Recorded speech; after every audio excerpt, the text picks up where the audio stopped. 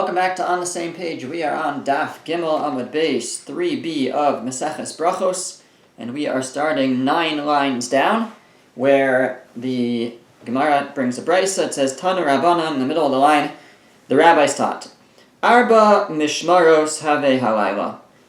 There are 4 Mishmaros, 4 watches each night.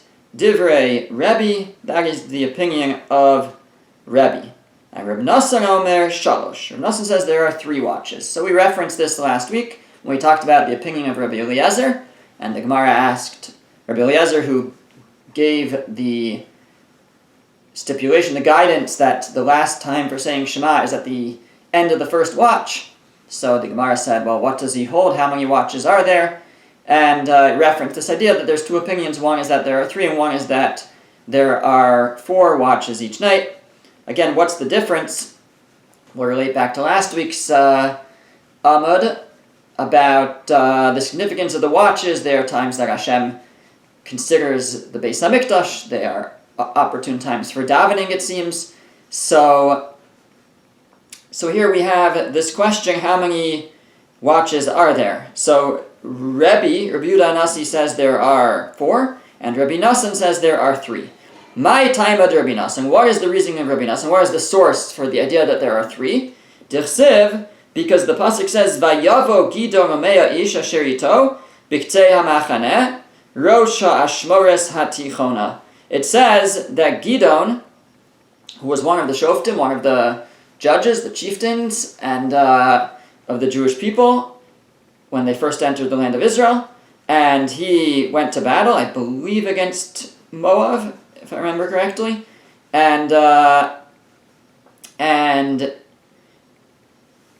it says that he came with, maybe it was Ammon, one of those, and he came with Meya Ish, with 100 men, B'Ksei HaMachaneh, to the edge of the encampment that they were attacking. And when did he come? Rosh HaAshmores HaTichona, at the beginning of the Ashmores, the watch, HaTichona, the inside watch. Tichona, like the middle watch, at the beginning of the middle watch. And Tana, and we learned, we were taught, Ein Tichona ela sheish lefanei le'acheret. To have a Tichona, to have a middle one, you have to have one before and one after. So the implication of this pasuk is that if there is a middle watch, then there must be one before and one after. It must be that there are 3 watches. That is Rabbi Nosson's source, that there are 3. V'Rebbe, and what will Rebbe respond? It says there are 4. My tichona, what does it mean, the inside one? Achas mina tichona shebetichonos. One of the 2 inside ones. Really, Rebbe will say, no, there's 4 watches, and there are 2 inside, 2 middle watches, and this was the beginning of one of the middle watches. Rabbi Nosson will respond to that. Miksiv tichona shebetichonos. Does it say in the pasuk, does it say in the verse that he came on at the beginning of one of the inside watches? Tichona ksiv, it just says the middle one. It says like there's only one. So Rabbi Nosson continues to maintain that no, there's only one middle watch, meaning there are 3 watches and one in the middle. My time of the Rebbe. What is Rebbe's reasoning? Why does Rebbe think that there are 4? Amar Rabbi Zrika, Amar Rabbi Ami, Amar Rabbi Yehoshua ben Levi. Rabbi Zrika says the name of Rabbi Ami and the name of Rabbi Yehoshua ben Levi, because Kasav Echad Omer, because there's one pasuk that says in Tehillim, David HaMelech says, Chatzos Laila Akum Lahodos Lecha Mishptei Tzikecha. At midnight, Chatzos Laila, at midnight I awaken to Lahodos Lecha, to praise you, to thank you, Al Mishptei Tzikecha, for your righteous laws, for your Torah. I get up at midnight to thank you for your righteous laws. That's one pasuk. So we see that David will get up at midnight. V'kasav echad omer, another pasuk says, also in Tehillim, the same chapter actually, Kidmu einai ashmuros l'siach b'imrasecha. My eyes, kidmu, they precede Ashmuros, the watches, to speak in your words, to speak in your Torah. So So David's saying, my eyes precede, meaning I awaken before your watches, plural, ashmuros. So we know David gets up at midnight, and we know he gets up before the watches, 2 watches. So, haketzad, so how is that possible? It must be that Arba Mishmaros, Havei must be that there are 4 Mishmaros, 4 watches at night. Because if he gets up at midnight, meaning if you divide the night into 3 watches, so then midnight is the middle of the second watch. There are not 2 watches still to go, there's 1.5. But if you divide the night into 4 watches, so midnight is right in the middle of the 4 watches. Each watch would be 3 hours, and the first 2 watches would be 6 hours, and the last 2 watches would be 6 hours. So the midnight is before 2 more watches. So if David would wake up at midnight, and he would get up before the watches, plural, then it must be that there are 2 more watches to go, and there are 4 watches in total. That is Rabbi Yehuda Nasi's source. Rabbi Nassan, what will Rabbi Nassan respond to that? Savar lak Rabbi Yoshua. He holds like Rabbi Yoshua Ditznan, because we learn in a Mishnah later on, the Mishnah says that the time, this talking about the morning Shema, it says which is said uv kumecha, when you wake up. So when is that? Rabbi Yeshua Omer at shalosh shaos. You have until 3 hours into the day. Shekain derech melachim lamod b'shalosh shaos. Because it's normal for kings to get up 3 hours into the day. So, which is the end of the second hour, really. So I should say, I guess, at the 3rd hour. So at the end of the second hour, at the 3rd hour. So if that's true, then, okay, so kings normally get up at the end of the second hour. So, and David said, I get up before Ashmuros, before watches, and which is midnight. So he's saying midnight is before watches. So what does he mean? So he's comparing himself to other kings. Other kings get up not at daybreak, but at the end of 2 hours into the day, at the beginning of the 3rd hour. So you have Shistalelia, you have 6 hours left at night, meaning if David gets up at midnight, there's still 6 hours left of the night. Bitarti Dimama, 2 more hours of the day before kings normally get up, which means that he gets up 8 hours before most kings. Habaluhu shtei mishmaros. Well, 8 hours is 2 groups of 4. It's a total of 2 mishmaros, that amount of time. So, according to Rabbi Nassan, that the night is divided into 3, that there are 3 mishmaros, then each mishmar is 4 hours. And if David gets up at midnight, which is 6 hours before daybreak, but 8 hours before kings normally get up, so David gets up before 2 mishmaros, before 2 4-hour periods, as opposed to in comparison to when other kings arise. So that's Rabbi Nassan, how he will reconcile how David can get up at midnight at Chatzos, but also get up before 2 watches still remain. Rav Ashi says, Mishmaro palga nami mishmaros karlahu. No, you don't have to get so complicated. A mishmar and a half is also called a mishmar, 2 mishmaros. So really, Rabbi Nassan can maintain, as he does, that there are 3 watches, and each one is 4 hours long.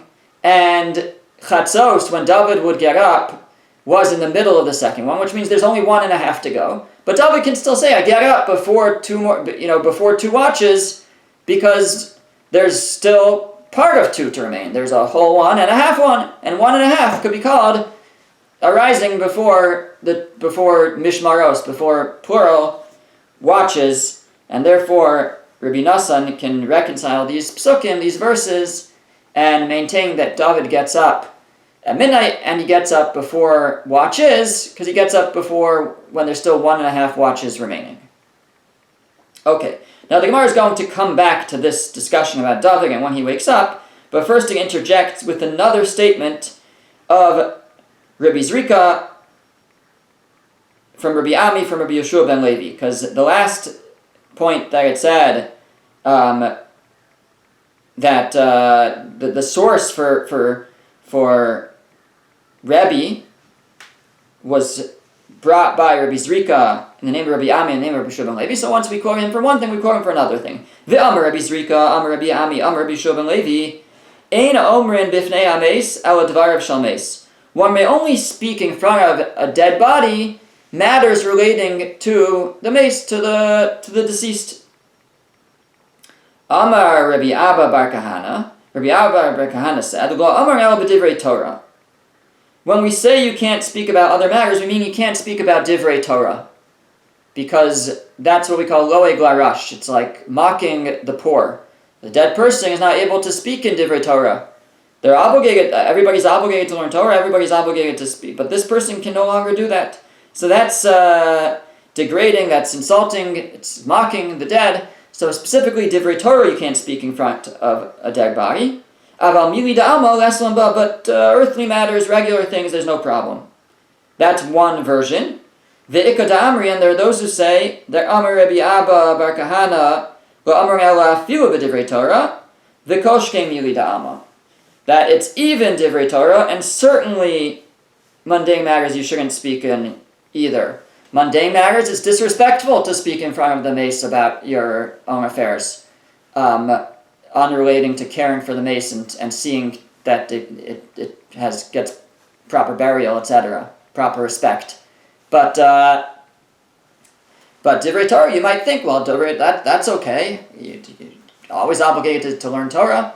So specifically, he was saying, mundane matters you certainly can't speak, but even divrei Torah you shouldn't speak because loe glarash, it's mocking the dead.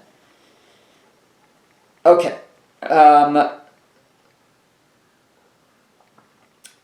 Now we come back to the discussion about David. Ask the Gemara, V'David b'palga d'lelia havakai? Did David really awaken at midnight? Me'urta havakai. He actually would awaken at evening. I don't know when he went to sleep, I guess a little bit before, but he would awaken when night fell. How do we know? Dirsiv, because the pasuk says, also in Tehillim, in the same chapter, Kidamti v'neshef v'ashavea. I awoke at Neshef and I davened. I cried out. So what's Neshef? Neshef is evening. Mimai dahai Neshef, or how do we know the word Neshef means evening? Dirsiv, because we have another pasuk. The pasuk says in Mishlei, "B'neshef be'erev yom b'ishon layla lafila." At Neshef, at the evening of the day, at the time of darkness. So we see that Neshef is evening. B'neshef be'erev, at the Neshef, at the evening, and it says that David would wake up at Neshef. So how could we say? Why do we say that David would awaken at Chatzos, at midnight, if it says here that he would awaken at Neshef at evening? Now, truth is, it's not a question on the Gemara, it's just a contradiction in the Tehillim itself, because David says, Chatzos layla akum, I would get up at midnight, and here he's saying, Kidamti b'neshef, I would get up at evening, at sunset, or at least when it got dark. So, how do we reconcile this? So, Amar Rav Oshia, Amar Rabbi Acha, Hachi Kamar. Rav Oshia says in the name of Rabbi Acha, this is what he was saying. Me olam lo aver alai chatzos layla b'shena. I never passed chatzos while I was still sleeping. When he said that at midnight I get up to thank Hashem, what he meant was I never pass midnight. I usually get up at Neshef, at evening, but I certainly never get up past Chatzos. That's how we put those two things together. That's Rav Oshia's answer, quoting Rabbi Acha. Rabbi Zera Amar, Rabbi Zera has a different answer. Ad Chatzos Laila Hayemisnamnem Kisus. That the first part of the night, up until Chatzos, he would drift off like a horse. Horses apparently sleep in short spurts. So David would only sleep short spurts the first half of the night. And after that, he would get up like a lion. In other words, when he said, I would get up at Kidamti Beneshef, I would get up to at evening, what he meant was, at that point, he would only sleep in short spurts. And when he says he would get up at Chatzos, that's when he would get fully up. What was he doing? Why was he only sleeping in small spurts? Rav Ashi Amar, at Chatzos Leil haya osek b'divrei Torah. Up until Chatzos, he was learning Torah. Mikayim va'elach b'shiros v'sishbachos. From there on, he would engage in shiros v'sishbachos, songs and praise.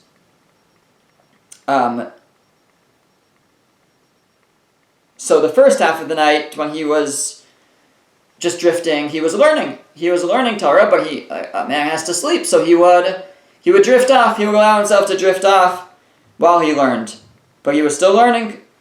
And then he would get up, lahodos, to give thanks to Hashem for the Torah, and that was from midnight and onwards. Ask the Gemara, "Neshef urtahu, is Neshef really the evening? Ha Neshef tafru. Neshef actually can mean the morning. Divsiv, because we have a pasuk. Pasuk is in Shmuel Aleph, Perek Lamed, chapter 30.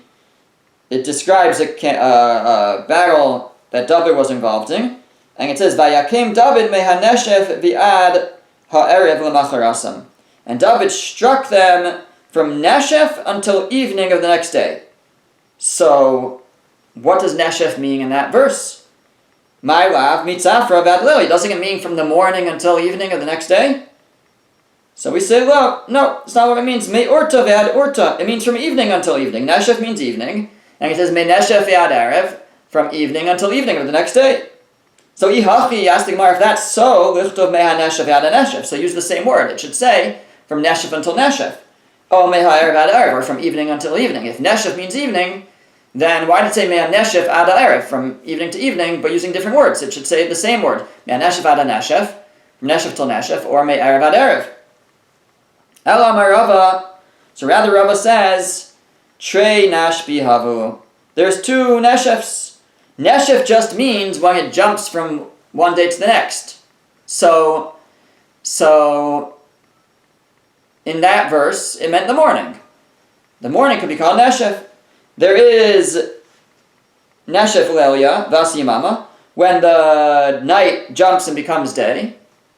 And Neshef Yamama, Vasilelia, when the day jumps and becomes night. So there's two Neshefs. So when, in that verse, Neshef meant the morning. And in the first verse, where we said that David would awaken at Neshef, that meant at the beginning of the evening. Okay, now David says about himself that he would get up at Chatzos, at midnight, to give thanks to Hashem. So, ask the Gemara, V'David miya v'yada palga d'leil ya'imas? Did David know exactly when midnight was? How will he know when midnight is? Hashta Moshe Rabbeinu lava yada. If Moshe Rabbeinu didn't know what midnight is, how do we know Moshe didn't know what midnight is? Tifsid, because the pasuk says, Hashem tells Moshe, Moshe tells Paro, Kachatzos alayla ani yotzei b'sof Mitzrayim. He says, around midnight Hashem will come out on Egypt. My Kachatzos. What does he mean around midnight? Ilay medamrulei kutsha brichu Kachatzos. If you tell me that Hashem told him around midnight, is there any doubt for Hashem? He knows exactly when midnight is. Ela da'amar lei b'chatzos. It must be Hashem told him at Chatzos, I'm going to strike the Egyptian firstborns. At midnight, v'asa'yu v'amar kachatzos. But when he spoke to Paro, Moshe said around midnight, because he couldn't pinpoint the exact time, when it would be. So Alma Misafkale. So you see that he didn't know exactly when midnight was. V'David avayada. And somehow David would know? If Moshe didn't know exactly when midnight is, how is David supposed to know exactly when midnight is? Says the Gemara, David simana havale. Now David had something that was a sign for him when midnight came. Amar Rav bar Bizna Amar Shimon Chasida. Rav bar Bizna says in the name of Shimon Chasida, Kinar hayatali l'mal mitasa shel David. David had a harp that was above his bed. The kivan shegiach chatzos laila, and exactly at midnight, baruach tzvonis v'nosheves bo u'menagim me'elav. The northern wind would come and blow it, and it would play on its own. Miyad haya'omed v'osik b'torah sha'olam v'nashachar. And then he would get up and learn Torah up until the morning. So, what's this wind? So Rashi tells us that there were different winds. Rashi says this kinor, this harp, its holes faced the space, I guess, faced the north, and I think some changed that maybe. Okay, fine. And when Chatzos would come, the northern wind would blow, because we have a Gemara in Bava Basra that says that there are 4 winds every day, and each one blows for 6 hours, and the northern one blows beginning at Chatzos Laila, beginning at midnight. So then that's how David knew when midnight was. He had an alarm clock. The wind would blow his harp, and it would awaken him. And he would get up and he would learn Torah until the morning. Kivan shalom shachar. Once the morning came, nichnasu chachmei Yisrael etzlo. Then the wise men of Israel would come and enter David and start speaking to him. Amru lo, they would say to him, Adonenu, our master, Hamelech, our master the king, Amcha Yisrael trichin parnasa. Your nation Israel needs sustenance. Amar lahem, he would say to them, L'chu v'isparnesu zemizeh. Let them go, support each other. Amru lo, they said back to him, Ein hakometz masbia sari. A kometz, a fistful is not enough to satisfy a lion. So there's just not enough to go around. V'engabor mismale meichul yaso. And you can't fill a pit with its own sand.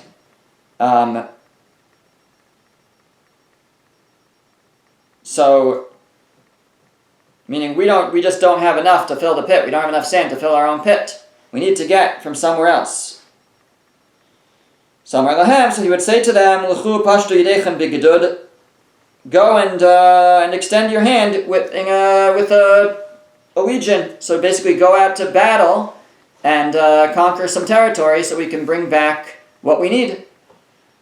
Miyad, so immediately Yoatzim Achitophel. They would take advice from Achitophel, who was, we'll discuss him more, but he was, at that time at least, a big Talmud Chacham and Posek. He was an advisor to David, so they would first seek advice with him. And then they would check with the Sanhedrin, the high court, if it was permissible in this circumstance to go to battle. B'shal and Urim Metumim, they were also asked the Urim Metumim, the special Kohen Gadol's breastplate, if how to approach their battle, and Rashi is actually im yatzlichu, if they were going to be successful or not. So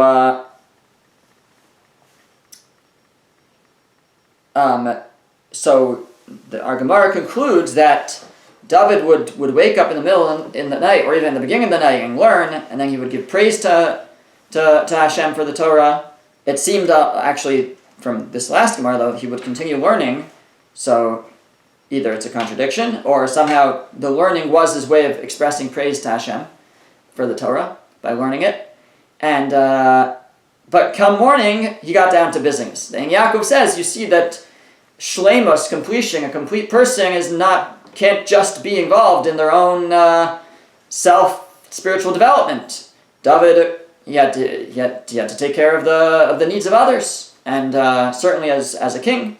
But that's what we see is, okay, come morning, now he has to take care of the needs of others and set aside his own spiritual pursuits. And at first, he says, which is his way to do chesed, so everybody can help each other. That's what he assumes at first, and then he's told that that won't be enough, and therefore they have to seek other means to sustain the people. Okay, we'll pick up from here next time.